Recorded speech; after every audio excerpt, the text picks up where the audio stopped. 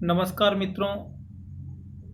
पिछले व्याख्यान में हमने अरस्तु के चिंतन के कुछ आधारभूत बिंदुओं के संबंध में बात की थी।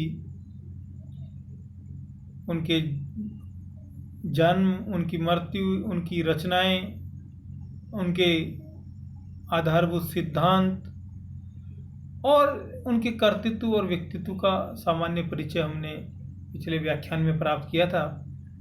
उसी कड़ी के तहत आज इस अरस्तु संबंधी दूसरे व्याख्यान में हम अरस्तु के दास्ता संबंधी सिद्धांत की विस्तृत व्याख्या करेंगे और उसको समझने का प्रयास करेंगे। मित्रों, अरस्तु ने दास्ता के संबंध में विस्तार से अपने विचार व्यक्त किए। अरस्तु ने राजनीतिक व्यवस्था के साथ साथ सामाजिक व्यवस्था पर भी अपने विचार व्यक्त किए। उन्होंने अपनी पुस्तक पॉलिटिक्स के प्रथम भाग में दास्ता संबंधी विचार प्रकट किए। पॉलिटिक्स पुस्तक के कुल 8 भाग हैं और उसके प्रथम भाग में अरस्तु ने दास्ता संबंधी विचार प्रकट किए। अरस्तु ने दास्ता संबंधी अपने विचार अपने गुरु प्लेटो से ग्रहण किए, क्योंकि प्लेटो दासों से बहुत घृणा करते थे। हालांकि प्लेटो ने अपने चिंतन में दास्ता पर विचार व्यक्त नहीं किया, दास्ता पर कुछ अधिक नहीं बोला, लेकिन प्लेटो दासों से घृणा करते थे और उनके इसी चिंतन का प्रभाव अरस्तु के चिंतन में झलका और अरस्तु ने व्यापक रूप से दास्ता के ऊपर अपना दृष्टिकोण रखा और अपने विचार व्यक्त किए। अरस्तु दासों को समाज के लिए बहुत उपयोगी मानते थे। वे कहते थे कि दास प्रथा समाज के लिए उपयोगी है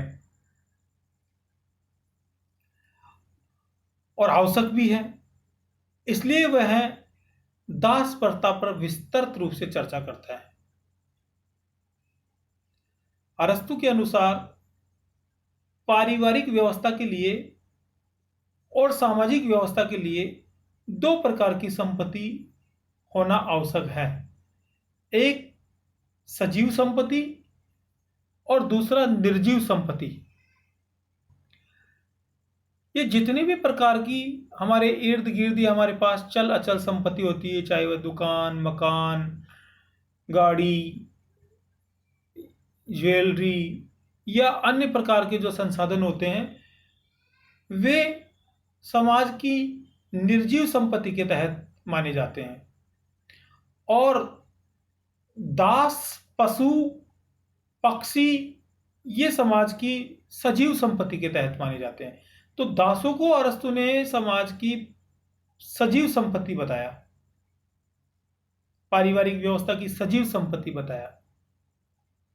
अरस्तु खुद कहते हैं कि जिस प्रकार वीणा, हारमोनियम या अन्य वाद्य यंत्रों के बिना उत्तम संगीत नहीं निकल सकता, उसी प्रकार दासों के बिना स्वामी का जीवन भी उत्तम नहीं हो सकता। अब आप इस कोटेशन से अनुमान लगा सकते हो कि अरस्तु के विचार दास प्रथा के संबंध में किस प्रकार गहन थे और किस प्रकार आप उनको रूढ़िवादी भी कह सकते हो। आगे हालांकि इनके दास प्रथा के या दास्ता संबंधी विचारों की आलोचना भी होती है, तो उसकी चर्चा हम आगे करेंगे। लेकिन कि जिस प्रकार वीणा और हारमोनियम या अन्य वाद्य यंत्रों के बिना संगीत नहीं निकल सकता, उत्तम संगीत नहीं निकल सकता, उसी प्रकार दासों के बिना भी स्वामी का जीवन उत्तम नहीं हो सकता। यानी दास स्वामी के लिए इतने आवश्यक हैं जितना अन्य संसाधन, और उसमें भी अचल संपत्ति से भी ज्यादा ये चल संपत्ति स्वामी के लिए आवश्यक। क्यों? क्योंकि व्यक्ति को जो डायरेक्ट रिलैक्स प्रदान करने वाली वस्तु है वह है दास, और दास प्रथा का उन्होंने बहुत व्यापक रूप से समर्थन किया। दासता का अर्थ, अरस्तु के अनुसार जन्म से ही कुछ लोग मानसिक रूप से सबल होते हैं, कुछ लोग मानसिक रूप से कमजोर होते हैं। कुछ लोग बुद्धिमान होते हैं, कुछ लोग बुद्धिहीन होते हैं। कुछ लोग श्रेष्ठ होते हैं, कुछ लोग हीन होते हैं। और जो लोग हीन होते हैं, जो लोग मंद बुद्धि होते हैं, जो लोग कमजोर होते हैं, वे दासता की श्रेणी में रखे जाने योग्य हैं। और जो लोग बुद्धिमान, जो लोग श्रेष्ठ, जो लोग दूरदृष्टि, जो लोग विचारशील होते हैं, वे स्वामी की श्रेणी में रखे जाएंगे। तो मेरा कहने का मतलब यह है कि जो शारीरिक और मानसिक रूप से दुर्बल होता है, हालांकि अरस्तु एक जगह ये भी कहते हैं कि अरस्तु मानसिक रूप से तो दुर्बल होता है, लेकिन जरूरी नहीं है वो शारीरिक रूप से दुर्बल हो। शारीरिक रूप से हो सकता है वह हष्टपुष्ट हो, फिर भी अगर वो मानसिक रूप से दुर्बल है तो वह दास बनाए जाने योग्य है। तो मेरा कहने का मतलब यह है कि जो मानसिक रूप से विकृत है, मंद बुद्धि हैं, वे अरस्तु की नज़रों में, अरस्तु के दृष्टिकोण में दास बनाए जाने योग्य हैं। और अरस्तु उन लोगों को दास बनाने का समर्थन करता है। इसके लिए अरस्तु कुछ बिंदु बताता है। जो व्यक्ति स्वयं का नहीं होकर दूसरों का होता है वह दास है। यानी दास का अपना कोई जीवन नहीं होता, उसका जीवन दूसरों के लिए होता है। जो व्यक्ति स्वयं का नहीं होकर दूसरों का होता है वह दास है। जो व्यक्ति मानसिक रूप से शून्य होता है, माफ कीजिएगा यहाँ अशुद्धि रह गई, जो व्यक्ति मानसिक रूप से शून्य होता है, मानसिक रूप से कमजोर होता है, वह दास बनने योग्य है। अगला, दास समाज की सजीव संपत्ति होता है। ये मैंने आपको पहले भी बताया कि दास को अरस्तु ने समाज की सजीव संपत्ति बताया, और इसके पक्ष में कई प्रकार के तर्क भी देता है अरस्तु। दास प्रथा के पक्ष में तर्क हैं अरस्तु के। पहला, दासता प्राकृतिक है। प्रकृति से ही कुछ लोग उत्तम बुद्धि होते हैं, कुछ लोग मंद बुद्धि होते हैं। इसलिए प्रकृति कहती है कि उत्तम मानसिकता वाले बुद्धिमान लोग निम्न मानसिकता वाले मंद बुद्धि लोगों पर शासन करें। यह समाज के और मंद बुद्धि लोगों दोनों के हित में है। यह अरस्तु खुद कहता है, मंद बुद्धि लोगों के भी हित में है, समाज के भी हित में है कि उत्तम बुद्धि वाले लोग उन पर शासन करें। दास वर्ग स्वामी के घरेलू कार्यों में उन्हें अवकाश प्रदान करता है, जिससे वे अपनी बुद्धि का समाज एवं राष्ट्र हित में सदुपयोग कर सकते हैं और अपनी बौद्धिक क्षमता को बढ़ा सकते हैं। क्योंकि स्वामी के पास बौद्धिक चिंतन के लिए अवकाश होना जरूरी है। और अवकाश कौन प्रदान करेगा? दास। क्योंकि दास उनके छोटे मोटे घरेलू काम करेंगे, उनके कपड़े धोने, उनके बर्तन साफ करना, उनके लिए खाना बनाना, उनके लिए अन्य घरेलू कार्य जो उनको सहयोग प्रदान कर सके रिलैक्स होने में। क्योंकि जब व्यक्ति इन सब कामों से मुक्त होगा, चिंता मुक्त होगा, तभी वह बौद्धिक चिंतन उच्च स्तर का कर पाएगा। यह अरस्तु खुद कहते हैं। दास प्रथा स्वयं एवं दोनों के लिए हितकारी है। स्वयं के लिए भी हितकारी है, स्वामी के लिए भी हितकारी है। क्योंकि जब कोई बुद्धिहीन व्यक्ति किसी बुद्धिमान व्यक्ति के अधीन कार्य करता है तो उसका स्वयं का भी मानसिक स्तर विकसित होता है। वो कहता है कि दास प्रथा खुद के लिए भी लाभकारी है और स्वामी के लिए तो है ही। तो दोनों, क्योंकि जब स्वामी यानी बुद्धिमान व्यक्ति के पास कोई बुद्धिहीन व्यक्ति रहेगा तो वह बहुत बातें सीखेगा और उसका आचरण धीरे धीरे सफल होता जाएगा और उसमें भी बुद्धिमानी के कुछ लक्षण दिखाई देंगे। तो ये दोनों के लिए हितकारी है। अरस्तु की दास प्रथा यूनानी अर्थव्यवस्था का आधार स्तंभ थी, इसलिए अरस्तु इसे नकार नहीं सके और उन्होंने कहा कि उत्कृष्ट व्यक्ति निकृष्ट प्रशासन करे, यही उत्तम है और यही सही है। उत्कृष्ट व्यक्ति निकृष्ट पर शासन करे। यहाँ आप लोगों को ध्यान देना होगा, यूनान में युद्ध पराजित लोगों को दास बनाने का नियम है। इससे बचने के लिए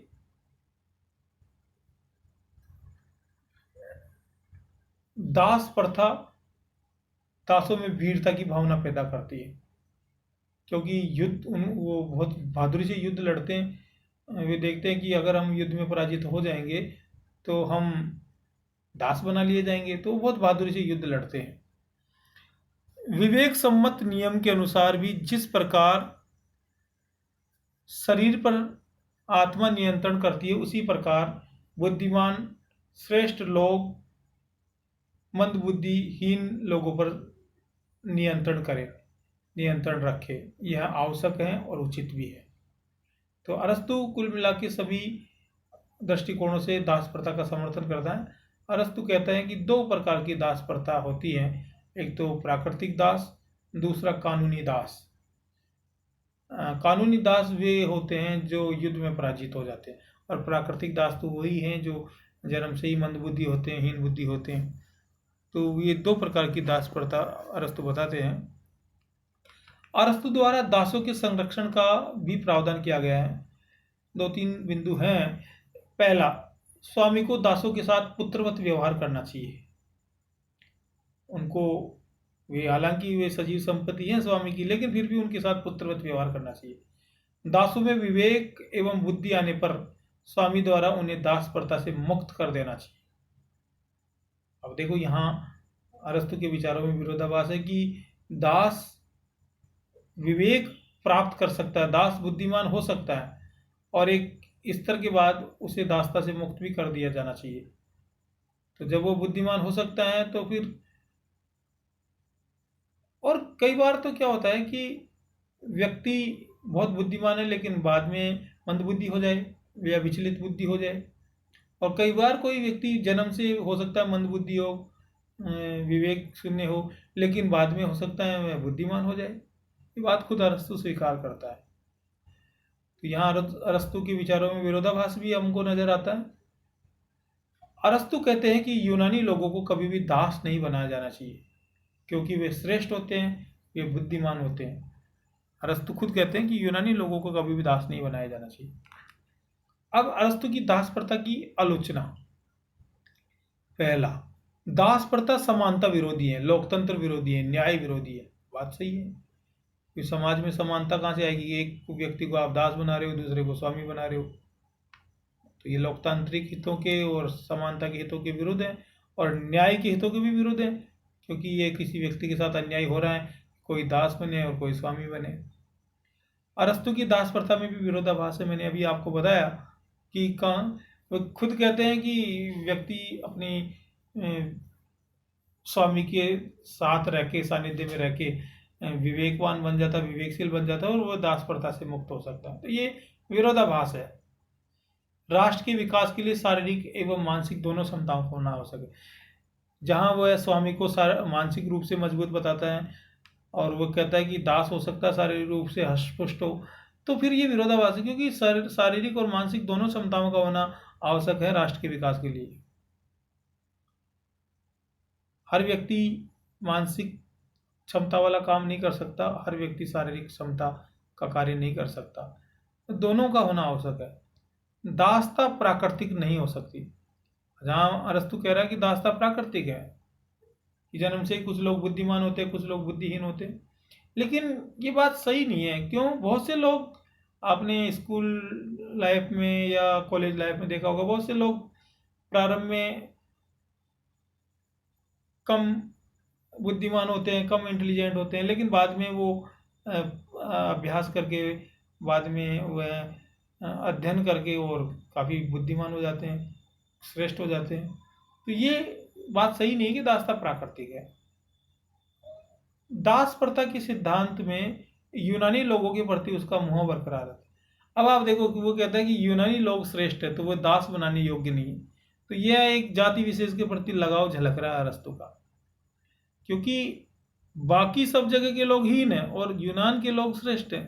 तो ऐसा कैसे हो सकता है? क्या यूनान में बुद्धिहीन लोग नहीं होंगे? क्या यूनान के लोग बुद्धिहीन नहीं होते, मंदबुद्धि नहीं होते? क्या यूनान के लोग युद्ध में पराजित नहीं होते? तो उनको दास क्यों नहीं बनाया जा सकता? ये एक जातीय लगाव अरस्तु का यहाँ झलकता है, और ये अरस्तु की लिए दास प्रथा के विचारों में बहुत बड़ी आलोचना का बिंदु है। बार्कर कहते हैं कि अरस्तु के दासता संबंधी विचार त्यागने योग्य। बार्कर कहता है कि अरस्तु के विचार ऐसे हैं कि उनको स्वीकार करने का कोई औचित्य नहीं है और ना ही कोई उचित है, क्योंकि दास प्रथा के विचारों में उनके खुद के विरोधाभास है। और हालांकि दास प्रथा उस समय बहुत व्यापक रूप से प्रचलित थी और यूनानी अर्थव्यवस्था का महत्वपूर्ण हिस्सा थी, लेकिन क्या दास प्रथा कि जो अरस्तु ने तर्क दिए वो उचित हैं? वो किसी भी रूप से स्वीकार्य नहीं है। तो खुद बार्कर कहते हैं कि अरस्तु की दासता संबंधी विचार त्यागने योग्य है। हालांकि दास प्रथा का कुछ महत्व भी हैं। एक तो यूनानी अर्थव्यवस्था का आधार ही दास प्रथा पे टिका हुआ था, क्योंकि दासों से बहुत बड़ी मात्रा में कृषि, पशुपालन, सुरक्षा संबंधी या अन्य कई प्रकार के काम करवाए जाते थे। तो ये एक यूनानी अर्थव्यवस्था का आधार था दास प्रथा।